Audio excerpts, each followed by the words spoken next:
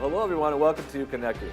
So this week what you're going to do is discuss not just this past Sunday, but Good Friday and the Sunday before, because all of those messages are covering the same theme. But I just want to take a moment and recap Easter's message. So on Easter we looked at the story of Peter. And the reason we looked at his story is I'm confident all of us can find our story in his. Here we see this man that was going about life, and he was a fisherman, so he was literally in a boat much of his life.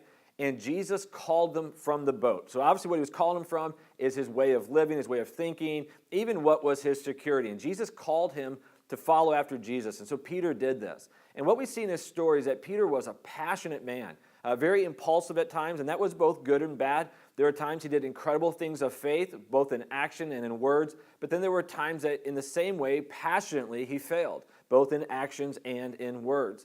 But what we see is at the end of his life, he makes a huge mistake. Not so much in that the mistake was worse than all of his other sins of his life, but when he made this mistake, it was the mistake of denying Jesus.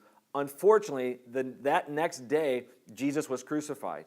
And so all of a sudden, Peter is faced with this situation where he betrayed his closest friend. He felt the shame and the regret of that, but then his friend died.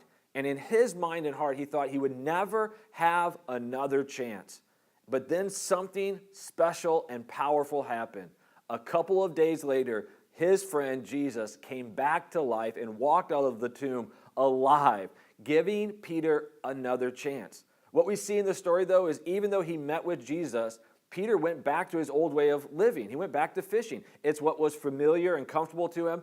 And once again, Jesus finds him in that place and calls him to get out of the boat again. And I love it when Jesus is telling the story with him and he's interacting with him. He says, the time he asks him 3 different times, do you love me? And Peter says, yes. He says, feed my sheep, take care of my lambs, feed my sheep. But then at the very end of that statement, he says to Peter, follow me. Another way to word it is he said to Peter, get out of the boat and stay out of the boat. And the truth is, in all of our lives, this is what Jesus has called us to.